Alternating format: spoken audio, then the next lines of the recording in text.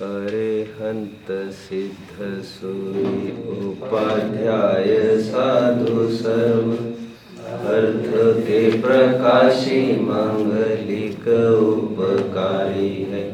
तिनको स्वरूप जाने रागते भई जो भक्ति गाए को नमाए स्तुति को उच्चारी है। धन्य धन्य तुम ही से काज सब आज भय कर जोरी बारंबार वंदना हमारी है। मंगल कल्याण सुख ऐसो हम चाहते हैं। ओ मेरी ऐसी दशा जैसी तुम धारी है। ओ मेरी ऐसी दशा जैसी तुम धारी है। A glimpse of the entire forest through a single tree। एक पेड़ की शोभा के माध्यम से संपूर्ण वन जंगल की शोभा का मूल्यांकन करना। फर्स्ट इंप्रेशन से अपना अंतिम इंप्रेशन जमाना। First impression is the last impression. Marathi की एक बहुत प्रसिद्ध कहावत है। अंगणावरून घराची परीक्षा। घर के आंगन से ये तय करना अंदर का घर कितना साफ सुथरा होगा।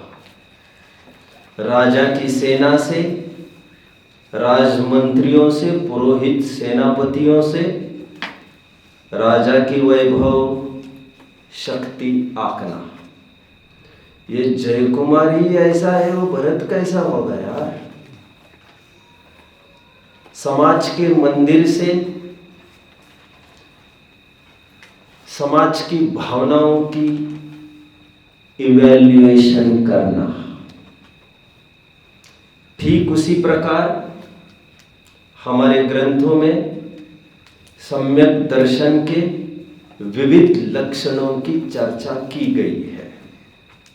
विविध लक्षणों में इन लक्षणों को 3 अनुयोगों में विभाजित किया जाता है। सम्यक दर्शन जैन दर्शन का एक बहुत सुंदरतम टर्म है। तत्वार सूत्र का प्रारंभ ही इस शब्द से हुआ है। सम्यक दर्शन ज्ञान चारित्राणि मोक्ष मार्ग। समय सार का एंडी इससे हुआ है। दंसन नान चरिताणी से भी दब्बा दंसन नान चरिताणी मोक्षमग्गम जिना वेंती। जगह जगह ये सब आपको छटाई मिलेगी।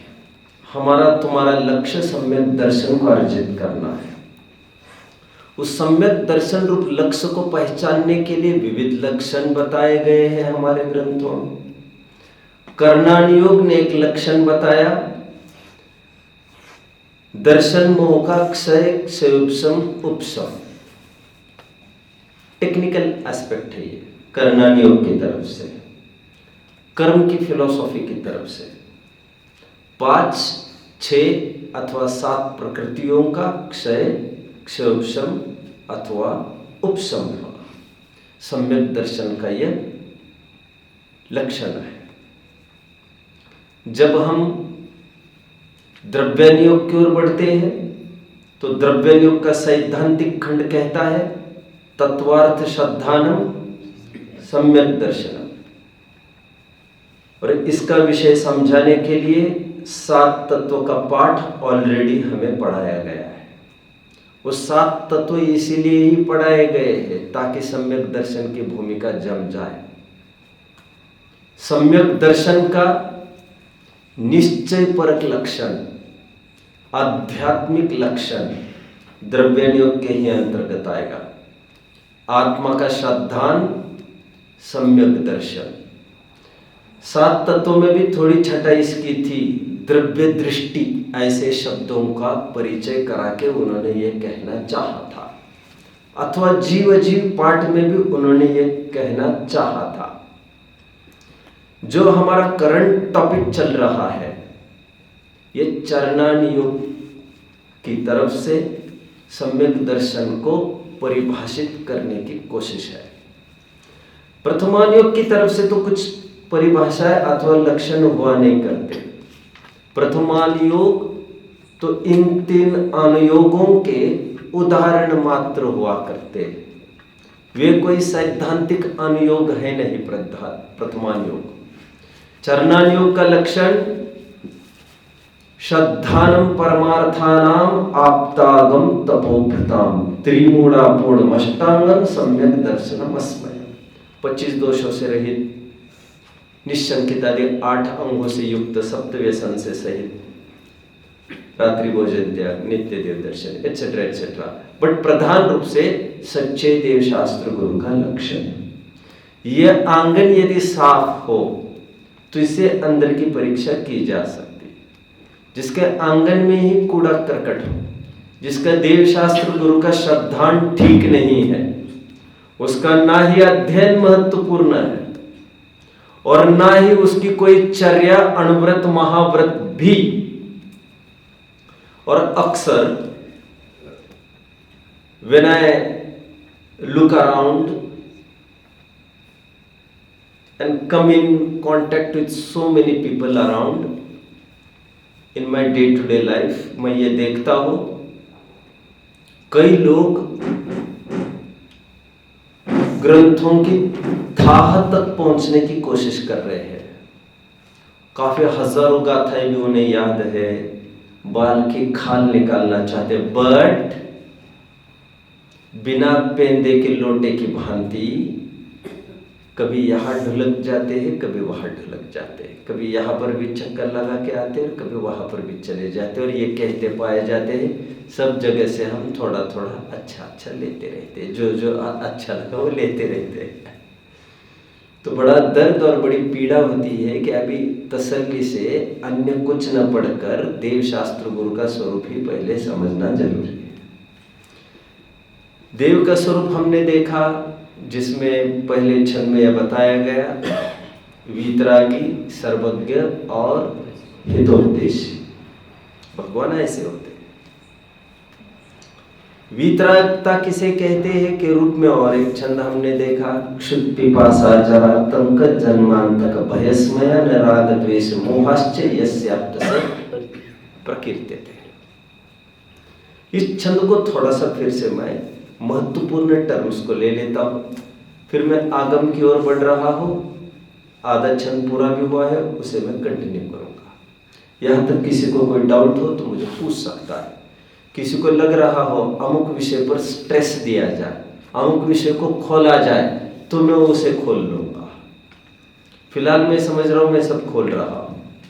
देखिए 18 दोषों में क्षुधा से दोषों को प्रारंभ किया।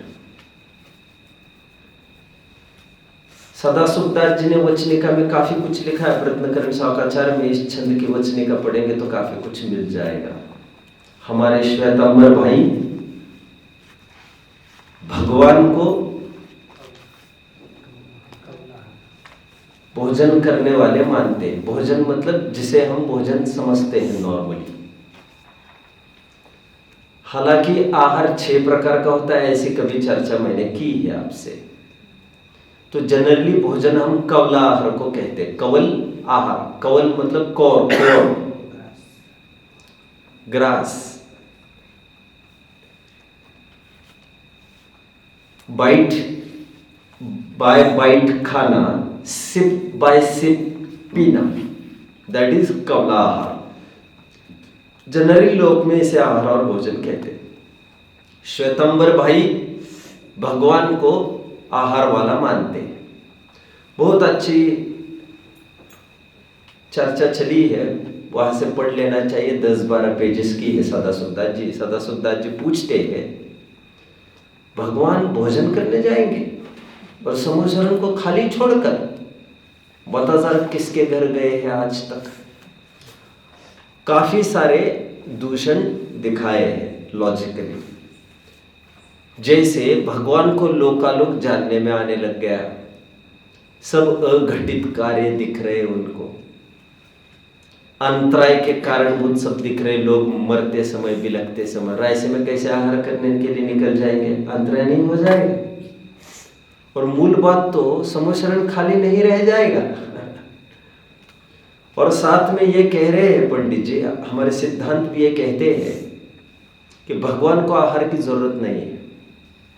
बेसिकली उनके एक क्षुधा नामक दोष का अभाव हो गया।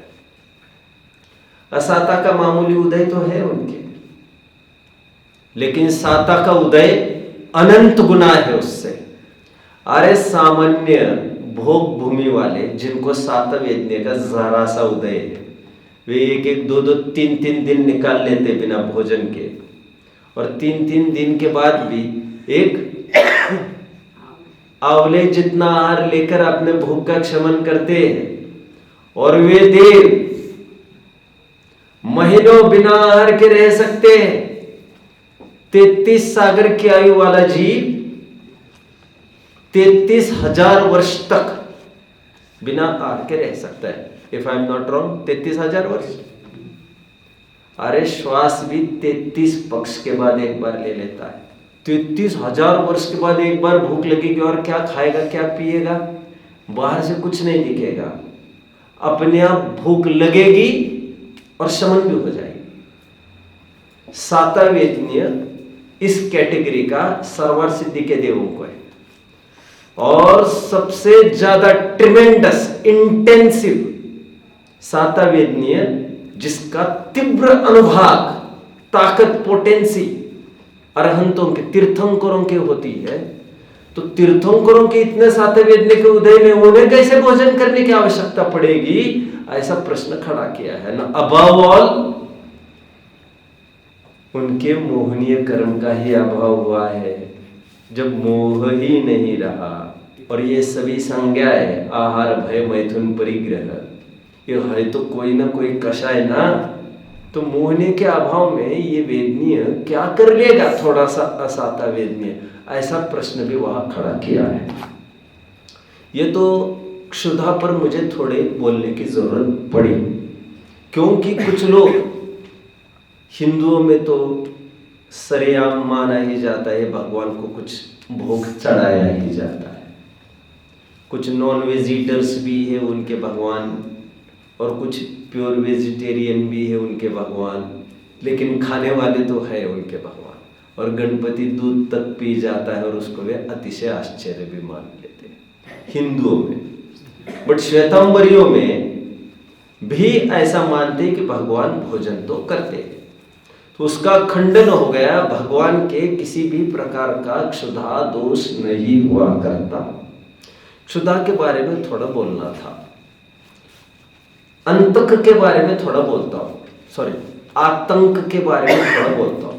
कल आतंक का अर्थ क्या कहा था मैंने? पीड़ा।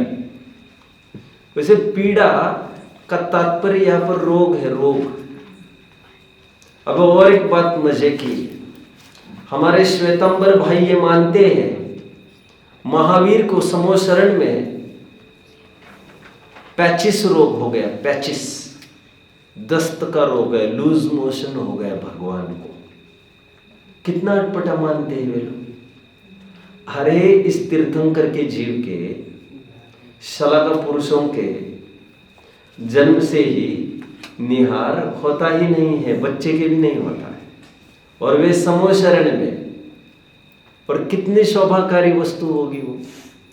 जगत का सुंदरतम असेंबली हॉल है वो, और वहां पर उनको पैचिस रोग हुआ कह रहे हैं। अभी क्या व्यवस्था बनेगी भगवान की, तो उनका पुण्य क्या सिद्ध होगा। टोडरमल जी की भाषा में अंतरंग तथा बहिरंग विभूति के कारणभूत समोशरण आदि विभूतियों से युक्त है। तो अंतरंग बहिरंग लक्ष्मी क्या सिद्ध होगी इनकी, फिर अतिशयों का क्या होगा फिर इनके। ये सब गर्त में प्रश्न चिन्ह के अंतर्गत चला जाएगा, लेकिन वे ये ऐसा मानते हैं। तीसरी बात, भय। हिंदू देवी देवता तो साफ साफ हथियार वाले दिखते ही है, और हमारे ग्रंथों में साफ कहा गया है जो अजेय है उन्हें हथियार की क्या गरज है? और हथियार स्वयं में दो चीजों की निशानी, एक तो भय की भी और एक तो पराजित होने की संभावना की भी। क्या है? आहारेभ्य स्पृहयति परम्य स्वभावाद्रद्य शस्त्रं ग्राही भवति सततं वैरिणाम यश्च शक्य। जो वैरी के द्वारा भेदा जाए, एक ही भाव स्तोत्र का छंद है ये। हथियार की उसको गरज है, आपको क्यों? भय। अंत आतंक का और एक चीज, भय। भय भय में आओ। भय में एक जगह ऐसा भी उल्लेख करते हैं श्वेतांबर भाई, हिंदू लोग तो हथियार वाले हैं ही उनके ईश्वर, लेकिन श्वेतांबर में ऐसा भी कथन मिलता है कि महावीर के समोशरण में एक, मैं नाम भूल रहा हूं अभी, गोशालक एक गोशालक नाम का व्यक्ति आया जिसको तेजोलेशा, उसके पास वेपन था, एक वेपन मिसाइल। तो भगवान को ऐसा ख्याल में आया, यार ये तो बहुत दमदार आदमी आ गया हमारे कोर्ट में, कहीं ये दाग न दे मिसाइल हमारे ऊपर। अरे यार अभी कैसे होगा फिर?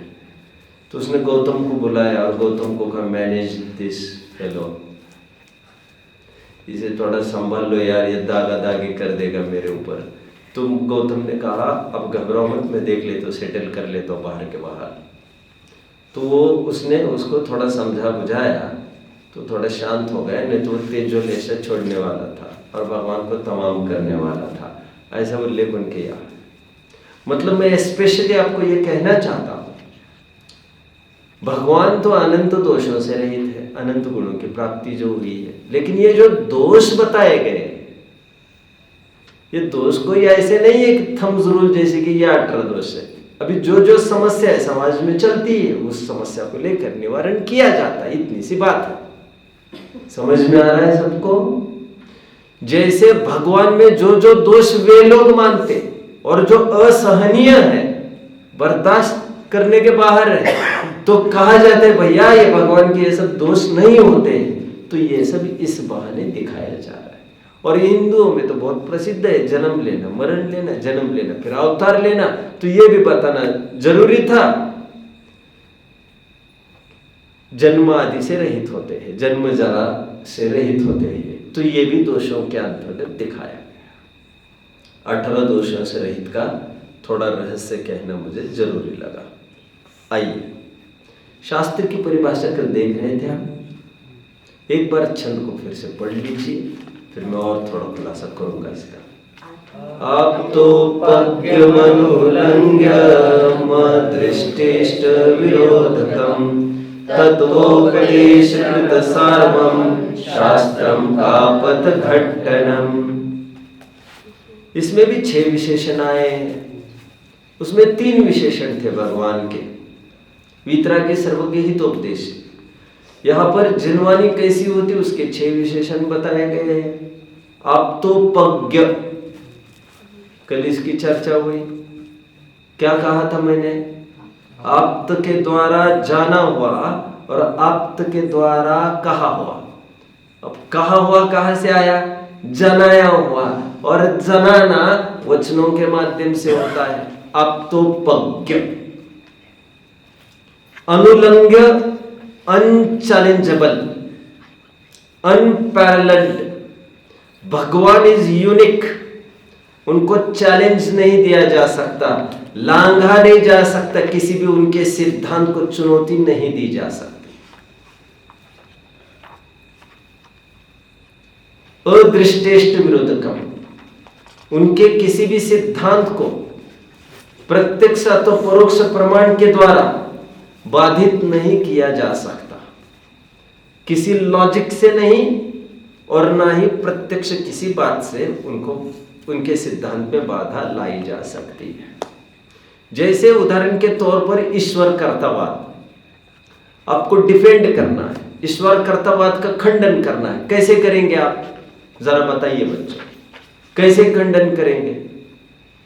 सभी जन बराबर उसी देवी देवता के पास जाते, उसी आस्तिकता से, भक्ति भाव से नमते, लेकिन फिर भी कई जनों के जीवन में अनुकूलता देखने में आती है, कई जनों के जीवन में प्रतिकूलता देखने में आती है। यहां तक कि भगवान की प्रतिमाएं स्वयं तोड़ी फोड़ी जाती है। अरे जिंदा भगवान रहते हुए भी उन पर संकट आए दिखाए जाते, समझ में आता है? तो इससे यह साफ ख्याल में आता है ये क्या है, ईश्वर कर्तावाद। और ब्रह्मा विष्णु महेश उन्हीं में तिकड़म है, कोई खड़ा करता है, कोई निपटाता है, फिर ऐसे में तो क्या, कैसे मैनेजमेंट होगा बराबर प्रॉपर? तो ये ईश्वर कर्तावाद का सिद्धांत लागू नहीं होता। मतलब जो भी मेरे जीवन में अच्छा हो वो तो उनका, और बुरा हो ये मेरा। ये एक तरफा न्याय तो नहीं हुआ ना, ये तो ठीक नहीं हुआ, व्याप्ति नहीं बैठी। इस प्रकार ईश्वर कर्तावाद का निराकरण हो जाता है। 3 विशेषणों को देखते हैं, तत्वोपदेशकृत, सार्वम और कापथ घट्टनम। पहले तो मैं और एक चीज आपको बता दूं बच्चों, वैसे शास्त्र किसे कहते हैं? कल मैं कह रहा था वैसे थोड़ा, शास्त्र मूल में इनको नहीं कहते, इन कागजों को नहीं कहते शास्त्र। जो भगवान बोलते हैं दैट इज शासन and that is Jinvani really. समझ रहे हैं? यदि इतना समझ में आए आपको, तो आपको समझ में आएगा देव, शास्त्र और गुरु। शास्त्र वे नहीं है मूलतः जो लिखे जाते, जिनवाणी वह है जो भगवान के द्वारा निरक्षरी मुखरित होती है। 18 मूल भाषाएं और 700 लघु भाषाओं के जरिए। मूल जिनवाणी तो वह है, फिर बाद में उसको अंकित किया जाता है, उसे उपचार से जिनवाणी कहते। समझ रहे हो?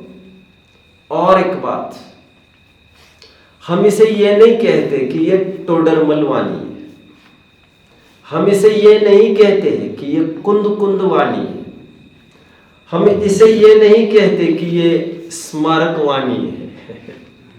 हम इन सब को जिनवाणी कहते, जिनवाणी, क्योंकि कुंद कोई हस्ती नहीं है अलग सी। कुंद जैसे हजारों और लाखों जितने भी लेखक हैं, वे अपने घर की नहीं बता रहे। जो ऊपर परंपरा से आया है, जिनको जो हाथ लगाए हैं, वे अपने अपने तरीके से प्रस्तुत आगे कर रहे हैं। मूल रॉ मटेरियल किसी का भी नहीं है, मूल रॉ मटेरियल उन्हीं का है, इसलिए इसे कहा जाता है जिनवाणी। कितने जन फॉलो कर रहे हैं मुझे? गुड। तारण स्वामी ने एक ग्रंथ लिखा, उनके 14 मूल ग्रंथ माने गए हैं। एक ग्रंथ है छद्मस्थवाणी। अब प्रश्न यह है, जिनवाणी तो होती है, छद्मस्थवाणी कब होती है? वन में इमेजिन, छद्मस्थ किसे कहते हैं? 12वें गुण स्थान तक के, मतलब सामान्य हमारे तुम्हारे जीव छद्मस्थ। अभी थोड़ी देर के लिए ऐसे मानकर चलो। तो वहां पर प्रश्न पूछा, आज तक तो जिनवाणी होती थी, आप लोगों ने छद्मस्थवाणी कहां से निकाली और छद्मस्थवाणी कितनी प्रामाणिक हो जाएगी? तो वहां पर समाधान ये किया है, तो ये जिनवाणी, लेकिन छद्मस्थों के द्वारा अपनी बुद्धि अनुसार लिखी गई, कोई भूल चूक उसमें हो सकती है, इसलिए उसका नाम उन्होंने छद्मस्थवाणी लिखा। बट इतना भी जरूरत नहीं थी इसके पीछे छद्मस्थवाणी, क्योंकि समझने वाला सब समझता ही है कि जो लिखा जा रहा है वो तो छद्मस्थ ही लिखता है, सर्वज्ञ हाथ से कोई थोड़ी लिखते। तो मूलतः जिनवाणी इसे कहते हैं। समझ रहे हैं सभी? जिनवाणी को हमारे यहां मां कहा गया है। तत्वोपदेशकृत विशेषण को अभी समझा रहा हूं मैं। जिनवाणी को क्या कहते हैं हम? मां। कई भक्ति स्तुतियों में है ना, मां जिनवाणी, और बोले एक जिनवाणी। सब अभी काफी सारी भक्तियां हैं, आप सब देख लेना। मैं आपको थोड़ा ये भी बता दूं, व्हाट इज माता? माता word stands for produce, to generate. क्या? जननी, जननी, टू जनरेट। निर्माता वर्ड है ना, निर्माता, वो भी माता ही है मूल में। प्रोड्यूसर, प्रोड्यूसर कहते निर्माता को, विशेष प्रकार का क्रिएटर। हमारे भगवान का भी एक नाम है प्रमाता, भगवान भी माता है हमारे। कितना अटपट लगता होगा। अरे माता मतलब कोई स्त्रीलिंगी वर्ड नहीं है ये। प्रमाता, भगवान का एक नाम प्रमाता है। प्रमाण केवल ज्ञान को कहते हैं, और ज्ञाता मतलब प्रमाता। प्रमाता माता, प्रकृष्ट रूप से जनरेट करने वाला। जानते हैं?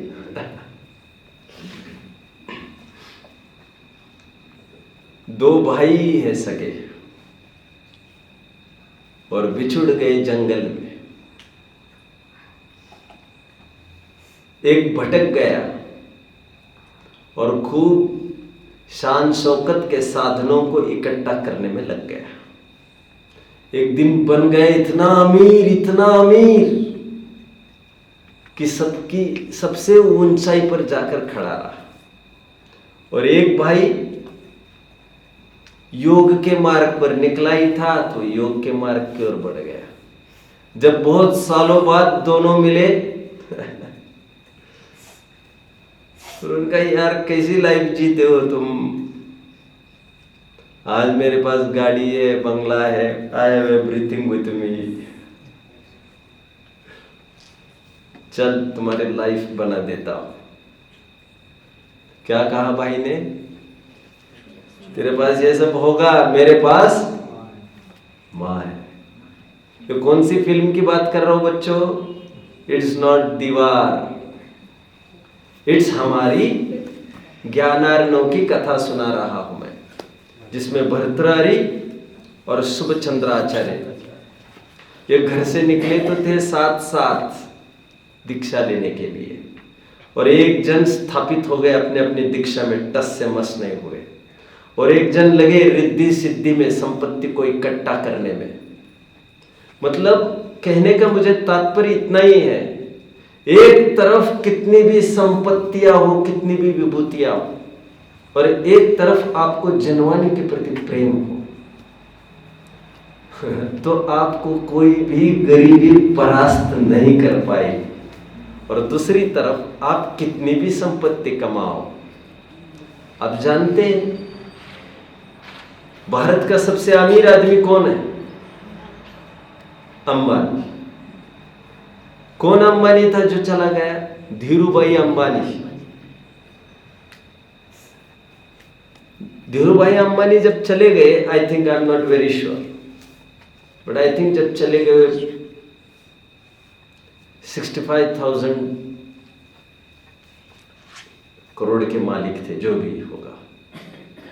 जब गए, कहना चाहिए इतना ट्रेजिक एंड हुआ, अस्पताल में गए और तब एक भी लड़का पास में नहीं था। दोनों भाई एम्पायर का झगड़ा कर रहे थे, पेट्रोलियम कैसे मिलेगा भाई, फोन वोन का डिपार्टमेंट किसको मिलेगा भाई, और इसमें लड़ाइयाँ चल रही थी एम्पायर की। एनीवे, जब वे चले गए तो उनके लड़के ने अपने स्पीच में, अनिल अंबानी ने अपने स्पीच में, मेरे पास स्पीच है, उन्होंने ये कहा था, लोग उन्हें बिजनेसमैन समझते, but he was not a businessman. People say he used to read Gita, but he didn't just read Gita, he lived Gita. ऐसा स्पीच में बोले थे वे जाने के बाद। एनीवे, मैं तो ये कह रहा हूं आपको, कितनी भी शोहरत हो आपके पास, कितनी भी संपत्ति हो, एक तरफ आपको जनवानी में पढ़ने में खूब चाव आता हो, आपको कोई दरिद्री परेशान नहीं कर पाएगी, और जनवानी में ही रस नहीं हो, आप लाखों करोड़ों कमाकर भी निरंतर बेचैन बने रहेंगे। तत्वोपदेशकृत क्या मिलता है ऐसे जनवानी से? हमें निरंतर उपदेश मिलता है। इसलिए मैंने एक बात कही थी आपको, बार बार कहता हूं, भाई ये वादा नहीं है मेरा कि आप में से कोई बहुत बड़ा मिलियनर बिलियनर बनेगा। वादा मेरा ये जरूर है, कितनी भी गरीबी और दरिद्रता आए,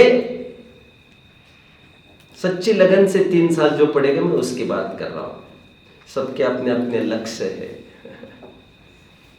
अच्छे स्थान पर आकर भी गंदे विचार हो ही सकते हैं, गंदे स्थान पर आकर भी अच्छे विचार हो ही सकते हैं। नरकों में भी सम्यक दर्शन हो ही जाता है, सिद्धशिला में भी निगोदी जीव रहते ही है वहां पर। वैसे रोक तो किसी पर कुछ नहीं लगी। आप मिलियनियर बिलियनियर बन पाए मैं ये नहीं कह रहा हूं, लेकिन मैं इतना जरूर कहता हूं कैसी भी गरीबी आए आपका हाथ कभी भी 5 पाप के ऊपर नहीं बढ़ेगा। अब जैसे भी हो आपको ये लगेगा, गारंटी इतनी है, आपको कोई वैभव कोई विभूति आपको लालचा नहीं पाएगा, कोई आपको डिगा नहीं पाएगा, कोई आपको झुका नहीं सकेगा। आपकी छाती एकदम चौड़ी बनी रहेगी, भले ही आप प्रधानमंत्री के सामने खड़े हो या राष्ट्राध्यक्ष के सामने, आप बिल्कुल आंखें में आंखें मिलाकर उसकी तरफ देख सकेंगे। मेरा वादा इतना सही है। और जिनवानी आपको इतनी ही ताकत देती है कि आपको किसी भी स्तर पर आपको खड़ा रख पाए। इसलिए आपके जीवन में जरूरी है ये तत्वोपदेश का निरंतर बना रहना। जिनवानी क्या करती है? तत्वोपदेश को देती है। आगे क्या लिखा है? Sarvam. What is Sarvam now? Sarvam एक बहुत गजब का विशेषण है बच्चों। जिनवानी कैसे है? सार्वम। आपको ऐसा करना चाहिए। बोलो तत्वोपदेशकृत सार्वम और कापत घट्टनम से युक्त जिनवानी माता की जय हो। What is Sarvam? But what is Sarvam? Sarvam is सबके लिए कल्याणकारी। जिनवानी के लिए एक विशेषण ही है बच्चों, सर्वोदय। यह सर्वोदय मूलतः शब्द जैनियों का है। मैंने आपको पहले भी कहा था, लगभग 50-60 साल पहले एक ट्रेन चालू हुई थी, सर्वोदय एक्सप्रेस। वो जैनियों को राजी करने के लिए हुई थी। सर्वोदय शब्द मूल हमारे संबंधभद्र आचार्य का है। बहुत अच्छा लगा तो विनोबा भावे ने उसे ऑप्ट कर लिया, बहुत अच्छा लगा तो रस्किन बॉन्ड ने उसे ऑप्ट कर लिया, विदेशी लेखक, और उन्होंने अपनी पुस्तक का नाम दिया unto the last, Sarvodaya. Jinvani कैसी है? हम महावीर वंदना के अंतिम पैराग्राफ में बोलते हो, लाइन बोलिए अंतिम स्टैंजा में। आत्म बने परमात्मा हो, शांति सारे देश में, ऐ देश ना सर्वोदय महावीर के संदेश में। ग्रंथों में प्रश्न पूछा, सबके लिए कल्याणकारी मतलब जीव मात्र के लिए कल्याणकारी। जीव मात्र के लिए कैसे कल्याणकारी हो सकते हैं? ये संगी पंचेंद्रिय के लिए तो कल्याणकारी हो सकती है, लेकिन एक इंद्रिय 2 इंद्रिय के लिए कैसे कल्याणकारी होगी ये जिनवानी? जो बिना मन का है, जो बिना कान का है, उसके लिए जिनवानी क्या कर लेगी? सबके लिए कल्याणकारी है, तो सबके लिए कैसे है? तो आचार्य ने उत्तर दिया है, संगी पंचेंद्रिय अपना सीधा कल्याण कर लेते हैं जिनवानी पढ़कर सुनकर, और असंगी तक के जीवों का इनडायरेक्टली कल्याण हो जाता है। वह कैसे? जब इन्हीं जिनवानी पढ़ने सुनने वालों में से ही अणुव्रती होते हैं, महाव्रती होते हैं, तो वे ही चल चल देख देख कर चलते हैं, वे ही त्रस जीवों की रक्षा करते हैं, वे स्थावरों की भी रक्षा करते हैं। इस माध्यम से उनका भी कल्याण, लौकिक कल्याण की बात है, उनका भी कल्याण हो जाता है। अच्छा, जीव की रक्षा के हिसाब से, मतलब जीव दया के हिसाब से, हिंसा की आप बात करें, नहीं, ऐसा ही नहीं है। तो गरीबी को खत्म करने में भी बहुत बड़ा योगदान जिनवानी के पढ़ने वालों से होता है। कैसे? अरे जिनवानी पढ़ेगा कोई, सुनेगा कोई तो अणुव्रत महाव्रत ले लेगा, तो एक चक्रवर्ती महाव्रत ले जाएगा सब संपत्ति छोड़ जाएगा, तो सब इन्हीं में तो विभाजित होगी, तो इस कदर भी सबका कल्याण हो जाएगा। और मटेरियल तो उतना ही है और भोगने वाले लोग ही खत्म हो गए, तो भोगेगा कौन? तो अपने आप डिस्ट्रीब्यूशन गरीबों में अपने आप होता रहेगा। तो इस माध्यम से जिनवानी को सार्वम शब्द का प्रयोग किया है, सबके लिए उपकारी, सर्वोदयी। थोड़ा बीच में मैं आपको और एक बात बता दूं, सार्वम इस शब्द का प्रयोग भगवान के लिए भी किया है समंतभद्राचार्य ने।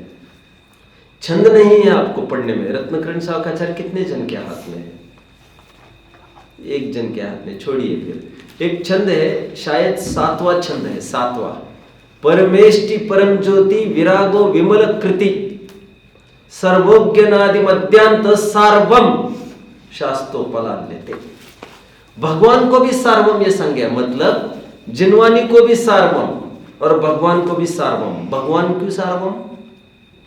क्योंकि भगवान भी सबके लिए कल्याणकारी है। ठीक है, भगवान के पास क्या क्या है कल्याण करने जैसा दूसरों का? एक तो वाणी और एक तो मुद्रा। पकड़ में आ रहा है बच्चों?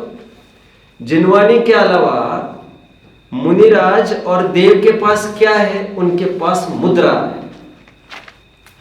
जिनवानी को केवल श्रवण इंद्रिय का विषय बनाया जा सकता है।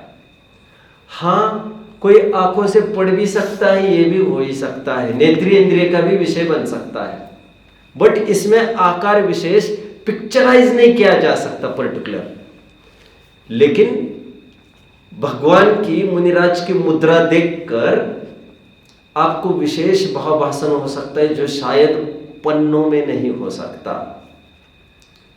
तो इसीलिए भी देव और गुरु को शास्त्र के साथ रखा गया है सम्यक दर्शन के निमित्त के रूप में। आगे समय सार के भी थोड़े से कोट देखने का मेरा भाव है, पहले अपन इसे पूरा कर लेते हैं। कापत घट्टनम, व्हाट इज कापत घट्टनम? इसके तो कई अर्थ हो सकते। का पथ घट्टनम, जिनवानी निरंतर पढ़ते रहने से हमारे जीवन में जो विपरीतता चल रही होती है, का पथ मतलब विपरीत पथ, कुपथ, विपरीत मार्ग का खंडन होने लगता है। जो भी बुरी रीतियां हैं हमारे बीच में वो सब खत्म होने लगती है। एक तो ये अर्थ है। दूसरा अर्थ क्या है कापत घट्टनम का? ये जिनवानी कैसी है? ये विपरीत मार्गों का भी खंडन करने वाली है। मतलब जो जैनेतर मत है उनका भी खंडन करती है। जो ईश्वर का को कर्ता मानती है, जो इहलोक परलोक को नहीं मानती है, उनका भी खंडन कर देती है। घट्टनम मतलब, घट्टनम का अर्थ होता है घर्षण, यहाँ पर अर्थ होता है मसलना अथवा खंडन करना। विपरीत मार्ग का खंडन करने वाली ये जिनवानी है। जैसे मैं आपको उदाहरण के रूप में बता देता हूं। आत्मख्याति का पहला कलश है, नमस्समय साराय स्वानुभूत्या चकासते चित स्वभावाय भावाय सर्वभावांतर छिदे। अभी जैसे भावाय यह शब्द है, अब इसमें देख सकेंगे बाद में, अभी तो मैं जितना कह रहा हूं उतना ही सुनिए। जैसे भावाय का, भावाय मतलब है, जिस शुद्धात्मा की हम बात कर रहे हैं, इट डज एग्जिस्ट, वो है कहकर जो चार्वाकमती आत्मा की सत्ता को नहीं मानते, पंच महाभूतों से आत्मा हुआ मानता और मरने के बाद खेल खत्म हुआ मानता है उसका, उन चार्वाक मत का खंडन हो गया। चित स्वभावाय कहकर नैयायिक मत का खंडन हो गया। क्यों?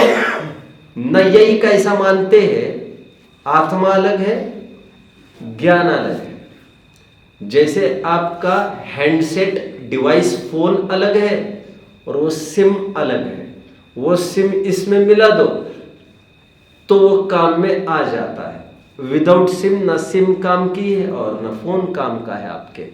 उसी प्रकार वे ये मानते हैं नैयायिक मत वाले, गुण और गुणी का मिलन होता है और फिर वो वस्तु अपना काम करने लगती है। फिर कालांतर से वो ज्ञान आत्मा से अलग भी हो जाता है, तो फिर आत्मा जड़वत बन जाता है, ऐसा वे मानते।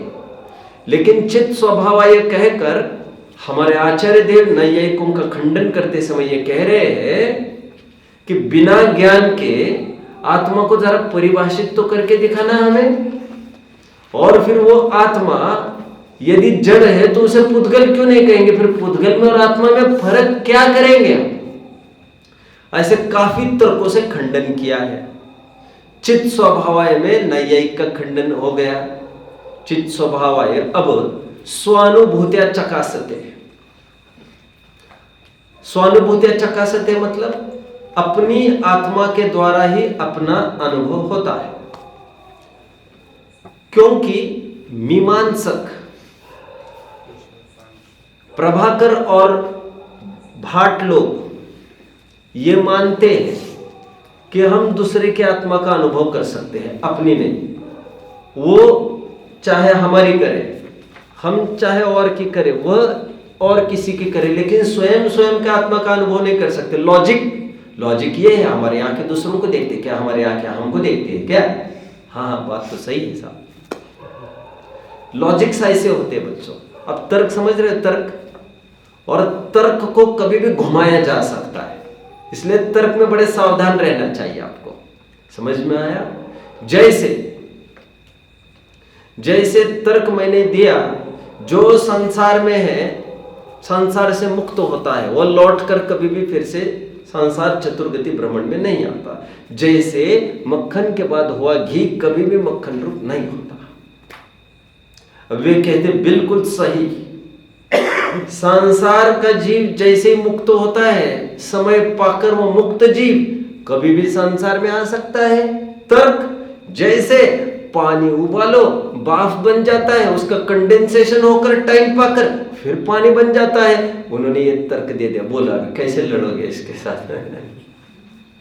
तो इसीलिए न्याय के ग्रंथों में तर्कों को व्यभिचारी भी कहा है, वेश्या समान कहा है। उनको, वेश्याओं को मैनेज किया जा सकता है, कभी इसकी तो कभी उसकी। तो तर्क किसी के हुआ नहीं करते, जो अपने साथ उसको ले जाना चाहे वो ले जा सकता है। इसलिए तर्कों से गाफिल होने की प्रेरणा भी की आचार्यों ने। लेकिन हालांकि जब भी कोई न्याय से कोई बात सिद्ध करनी है तो तर्कों से ही की जाएगी। उसमें यह जरूर देखा जाएगा तर्क सॉलिड कौन सा है, उन तर्कों को यथार्थ माना जाएगा। कितने जन समझ रहे हैं मेरी बात को? कापत घट्टनम का अर्थ कर रहा हूं मैं थोड़ा सा। स्वानुभूत्या चकासति की बात कर रहा था। सर्वभावांतर छिदे। व्हाट इज सर्वभावांतर छिदे? भगवान लोकालोक को जान सकते हैं, सर्वज्ञता। इस विशेषण के माध्यम से फिर से मीमांसक मत का खंडन हो गया, क्योंकि मीमांसक का यह मानना है कोई ऐसा व्यक्ति कभी नहीं होता जो सबको जान सके। ऐसे कैसे जानेगा भूतकाल को भी, ऐसे कैसे जानेगा भविष्य को, जो अभी हुआ ही नहीं। तो नैयायिक का खंडन होगा ये कहकर ऐसा कोई व्यक्ति है जो सब कुछ जान सकता है, अतीत भी और अनागत भी। मैं इतना क्यों कह रहा हूं? कापत घट्टनम का मैंने सैंपल चखाया आपको। एक एक विशेषण है वो किस प्रकार एक एक मत का खंडन करता है। ये कापत घट्टनम, और हमारे कापत घट्टनम का यह भी एक अर्थ है कि हमारे अंदर में रही विकृतियों का वो नाश कर देता है। ठीक है, मैं कुछ जिनवानी के पोषक पंक्तियां, उद्धारक, कुछ प्रेरक, मैं कुछ पंक्तियां पढ़ के दिखाना चाहूंगा। समय सार भी आपके सामने है, देखिए। समय सार की पहली गाथा की टीका के बहुत प्रसिद्ध वचन। किसी ने पूछा कि आप ये क्यों लिख रहे हैं जी टीका? आत्मख्यातिकार को पूछा तो आत्मख्यातिकार कहते हैं पहली ही टीका में स्वयं के तथा पर के मोह के नाश के लिए मैंने यह उद्यम किया है। अभी मिलेगा क्या आपको? कैसे दिखाऊं मैं अभी इतना सारा आपको? फटाफट फटाफट मैं तो बोलने वाला हूँ, और मुझे भी तो देखना पड़ेगा कौन सी लाइन है, क्या है।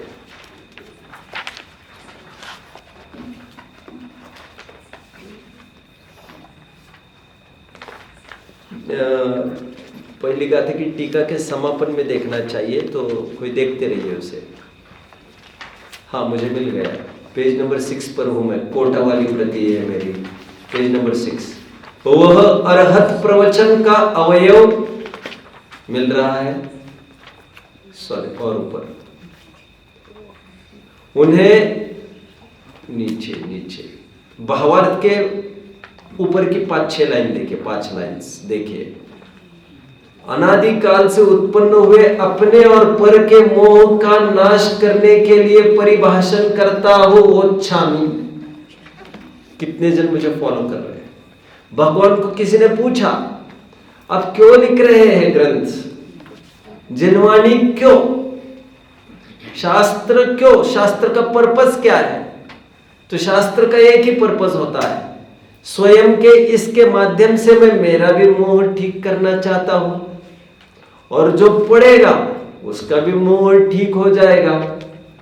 स्वयं के तथा पर के, मुनिराज के मोह की कैसे बात कर रही है? मुनिराज का चारित्र मोह, मिथ्या दृष्टि का दर्शन मोह, जो जिस भूमिका में है वैसा समझना चाहिए। मोह तो मोह ही है ना, और 10वें गुण स्थान तक मोह बरकरार रहता है। तो ग्रंथों का फल क्या है? ग्रंथ का फल, पढ़ने लिखने लिखाने का फल, मोह का नाश। दूसरा कलश देखिए, दूसरे कलश में क्या कहा जा रहा है? अनंत धर्मणस्तत्वं पश्यन्ति प्रत्यगात्मनः अनेकांतमयी मूर्ति नित्यमेव प्रकाशताम्। यह सरस्वती, सरस्वती कौन? यह जिनवानी माता जयवंत वर्तो। कैसी है जिनवानी माता? ये जिनवानी माता पृथक आत्मा को दिखाती होने से वो अनंत काल तक बनी रहे, सभी भव्यों के हाथ में आती रहे, सभी जन अपनी पिपासा इससे शांत करते रहे। ये दूसरे कलश में ये भावना भाई। आगे तीसरा कलश, फिर बात आई, किसी ने पूछा आप ये ग्रंथ क्यों लिख रहे हो जी? तो अमृतचंद्र स्वामी ये कह रहे हैं, मैं बड़ी दलदल में आकर फंसा, मेरा बहुत अच्छा टाइम था कभी, बहुत अच्छी लाइफ थी मेरी कभी, अब वे सब दिन चले गए, वो टाइम निकल गया मेरा। मैं चाहता हूं वे दिन मैं फिर से लौटा के लेके आऊं। कौन सा टाइम और कौन से लौटाने की बात कर रहे हैं? मैं अभी अभी शुद्धोपयोग में था, 7वां गुण स्थान, वहां से मैं यहाँ आया हूँ, बड़ी दलदल महसूस करता हूँ, बड़ी किचकिच महसूस करता हूँ। मैं चाहता हूँ मैं फिर से शुभोपयोग से फिर शुद्धोपयोग में छलांग लगा जाऊं। और मैं ये समझता हूँ शुद्धोपयोग में जाने के लिए ग्रंथ लिखने, सुनने, पढ़ने, पढ़ाने के अलावा और कोई धारदार साधन नहीं दिखता मुझे। तो इसलिए यहाँ पर कहते हैं, इसीलिए मैं समय व्याख्या लिख रहा हूँ। समय व्याख्या मतलब टीका, समय सार की टीका मैं इसलिए लिख रहा हूं। क्यों लिख रहा हूं? मैं कलुषित हो गया है मेरा आशय, और मैं परम विशुद्धि चाहता हूं, इसलिए मैं लिख रहा हूं। देखो तीसरा कलश कितने जनों को मिला है? क्या है? पेज नंबर 4 पेज पर है। ओके, 4 पेज पर आइए, देखिए। मम परम विशुद्धि, नीचे लिख रहे हैं, भवतु समय सार व्याख्यावान भूते। मैं समय सार व्याख्या इसलिए लिख रहा हूं जिससे मुझे फिर से परम विशुद्धि की प्राप्ति हो। ग्रंथ का क्या फल है बच्चों? शुद्धि की, परम विशुद्धि की प्राप्ति होना। आगे चौथा कलश देखिए, सर्वत्र यही मिलेगा आपको। देखो प्रारंभिक ही बस दिखा रहा हूं मैं, सैंपल। ये क्या पेज नंबर होगा इसका? इट मे बी 32 पेज पर आइए, ठेठ 32।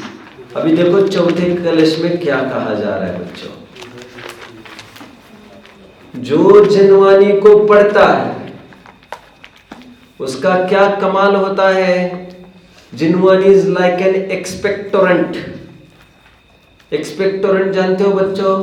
नहीं जानते? मैंने एक बार कभी कहा तो है आपको।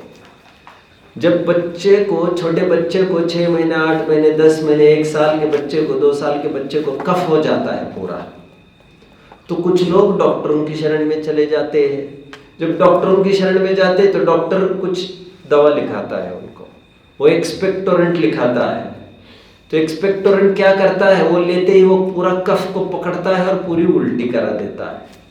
तो जिनवानी कैसी है? तो जिनवानी जो ग्रहण करेगा, जो जिनवानी को पिएगा, उसकी मोह की उल्टी हो जाएगी। ऐसा इस कलश में आया है। देखो क्या कहते, चौथा कलश। हाँ देखिए, जिन वचसी रमनते ये स्वयं वांत मोहा। मिला सेकंड लाइन। जो जिन वचन में रमते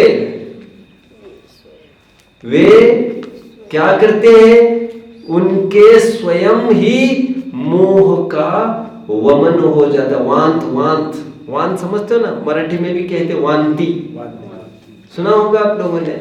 यही है और कुछ नहीं है। उनका मोह वमन को प्राप्त होता है जो जिनवानी पढ़ता है। अभी टोडरमल जी ने भी जगह जगह देखो जिनवानी की कैसी महिमा आती है, थोड़ा मैं वो बताता हूँ आपको। टोडरमल जी वैसे तो श्रोता का स्वरूप लिख रहे थे, वहां पर ये लिख रहे हैं, आपके हाथ में है क्या मोक्ष मार्ग प्रकाशक?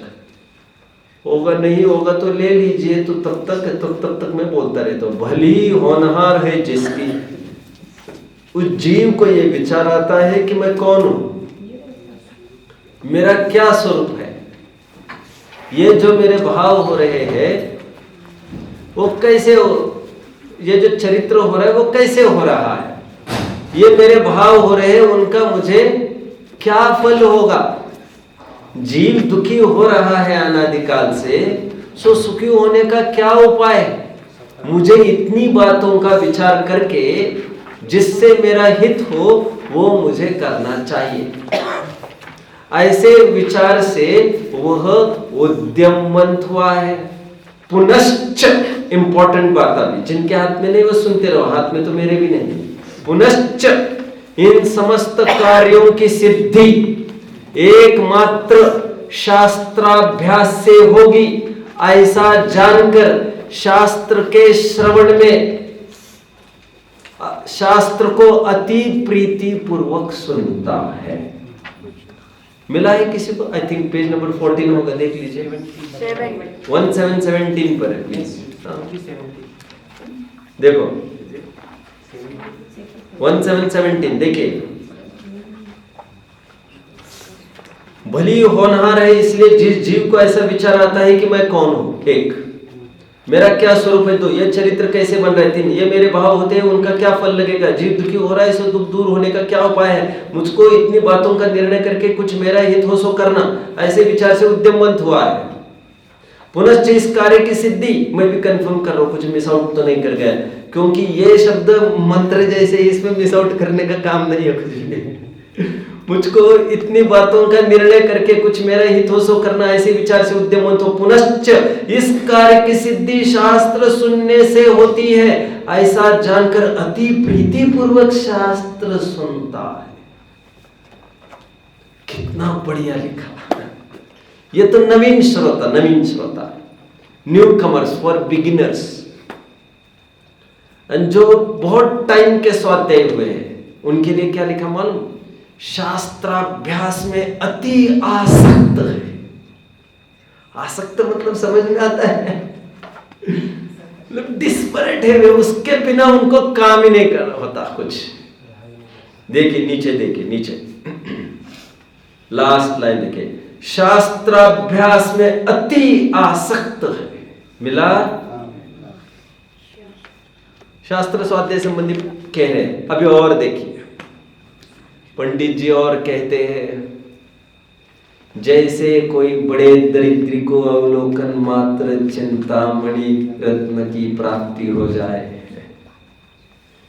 और वो उसका ग्रहण न करे, जैसे कोई कोड़ी को अमृत पान कराए और वो उसका ग्रहण न करे, ठीक उसी प्रकार किसी को स्वाध्याय का लाभ मिलता हो और वो उसकी तरफ उसमें मायूस बना रहे। पंडित जी कहते सो सैड, उसके अभाग्य की महिमा हमसे तो नहीं कही जाती। उसको उसकी होनहारी को देख देख कर हमें समता आती है, इसका जो होना होगा वो हो जाएगा कहते हैं। तुरंत आगे ये कहते हैं, पेज नंबर 20 पर हूं मैं, वे कहते स्वाधीन उपदेशदाताओं का योग मिलने पर भी जो जीव स्वाध्याय में अपने चित्त को नहीं लगाते वे दुष्ट चित्त है, वे महाधीठ है। अधिक क्या कहे, जिस संसार से तीर्थंकर आदि जीव भी भयभीत हुए और तुझे बेशरम बदतमीज, तुझे बिल्कुल भी भय नहीं लगता, 2 शब्द मेरे थे तो तू तो महासुबट है। बहुत पिटाई होने वाली है तुम्हारी। वादळा पूर्वीची शांतता। समझ में आता है? मराठी इतना तो समझ में आता होगा बच्चा। वादळा पूर्वीची, जब बहुत तूफान आना होता है तो पहले एकदम शांति होती है।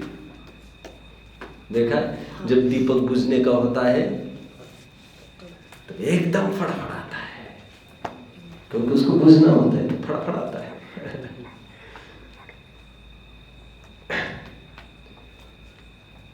जब कहते हैं ना, जब कीड़े को मरना होता है तो उसके पंख निकल आते हैं, कहते हैं। जब गीदड़ की मौत होती है, बोलो, जब गीदड़ की मौत होनी होती है, बोलो ना, तो वो गांव की तरफ भागने लगता है, तो समझ लेना चाहिए ये मरने वाला है। मरने के कुछ लक्षण है, समझ में आता है?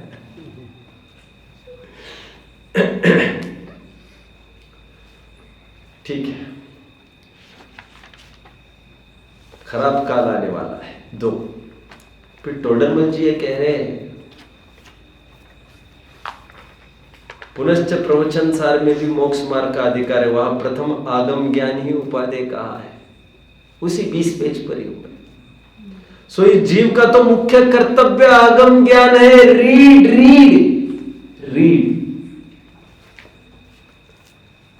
कुछ कुछ लोग तो इतने बेवकूफ है, वो तो पढ़ पढ़ को माथा खराब हो जाएगा हमारा। माथा पहले ही खराब है यार तुम्हारा, कौन सा खराब होना बाकी है? तो किसी को उदय ही ऐसा है, उदय कैसा खराब है किसी किसी का, जिसे इसमें जिसको रुचि लग गई अध्ययन स्वाध्याय में, बड़ा भाग्यशाली, बड़ा भाग्यशाली।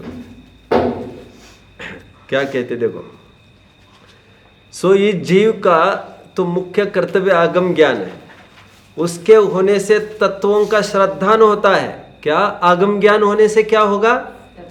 तत्वों का श्रद्धान होगा। पढ़ोगे ही नहीं तो श्रद्धान कहां से होगा? और तत्वों का श्रद्धान होने से संयम भाव होता है।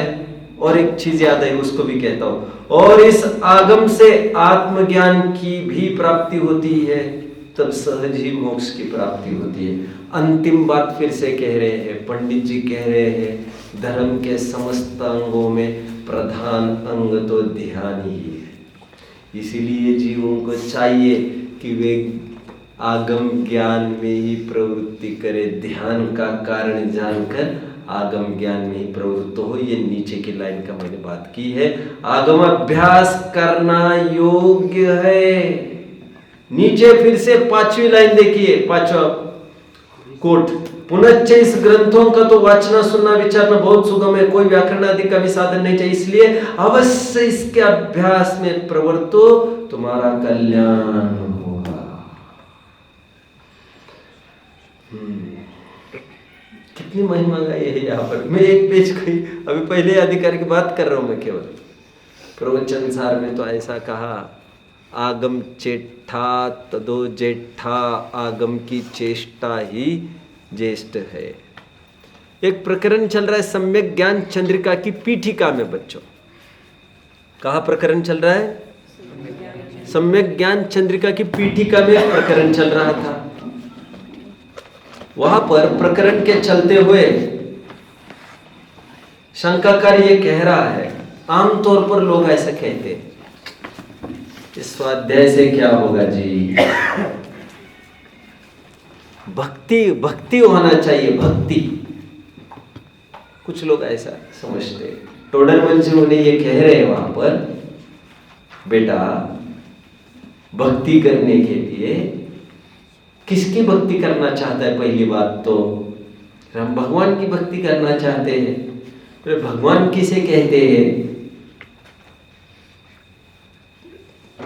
सम्यक ज्ञान चंद्रिका की पीठिका में समाधान कर रहे हैं, स्वाध्याय के बिना भक्ति भी नहीं कर सकेगा। स्वाध्याय के द्वारा ये पता चलेगा जो भक्ति में कर रहा हो उस भक्ति में कुछ शब्द तो जीवाश्रित है और कुछ तो देहाश्रित है। अब कौन से वचन किस में लगाना उसे तो कुछ समझ में ही नहीं आएगा। फिर शंकाकार ये कह रहा है सब व्रत पालना चाहिए, व्रत। तो कह रहे अच्छा तो व्रत पालेगा, कौन से व्रत पालना चाहता है? अणुव्रत, महाव्रत, हम तो महाव्रत पालेंगे। तो कहते हैं महाव्रत पालना मतलब क्या? अहिंसा महाव्रत आदि। अहिंसा महाव्रत मतलब क्या? तो कहते हैं स्थावर की भी हिंसा नहीं करना। तो तुम्हें पता ही नहीं है जीव की राशि कहाँ कहाँ पर विद्यमान है, तो तुम महाव्रत कैसे पालोगे? मतलब सीधी बात है। एक बार मैं कह रहा था आपको, मुनिराज जब धूप से छांव में जाते हैं, जानते हैं आप लोग, जब धूप से छांव में जाते हैं तो धूप में अंतिम कदम हटाने के पहले परिमार्जन करते हैं अपना, और फिर छांव में पहला कदम रखते ही परिमार्जन करते हैं वहां पर, फिर आगे बढ़ते हैं। क्योंकि वे ये जानते हैं वातावरण बदला तो इसके आश्रित रहने वाली जीवाणु बदल गए, यहाँ के यहाँ नहीं जी पाएंगे, वहाँ के यहाँ मर जाएंगे। तो जीव राशि समझने के लिए, जीव योनियां समझने के लिए तुम्हें जीवकांड आदि ग्रंथ पढ़ने पड़ेंगे, तुम्हें स्वाध्याय करना पड़ेगा। अरे ठीक है हम तप करेंगे। अच्छा तुम तप करना चाहोगे, कौन सा तप करोगे? तो तप में अनशन करोगे क्या औमोदर्य? कहते हैं हम तो उपवास करेंगे, औमोदर्य भी करेंगे, आप कहते हो तो।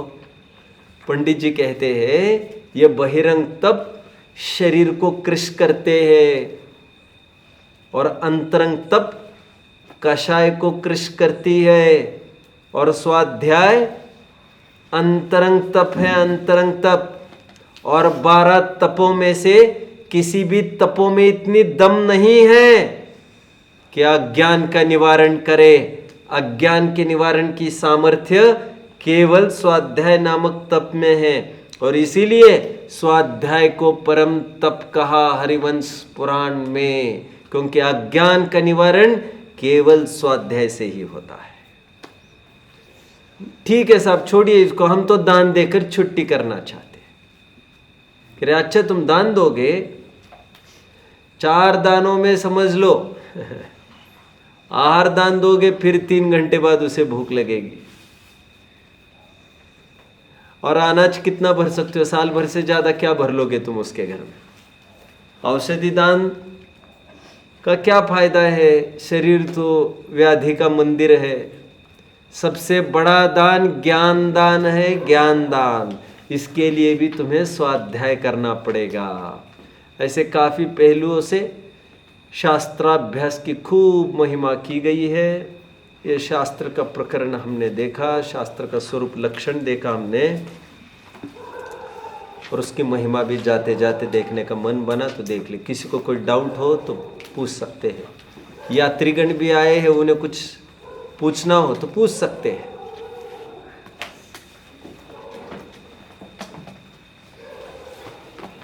ठीक है, ओम नमः।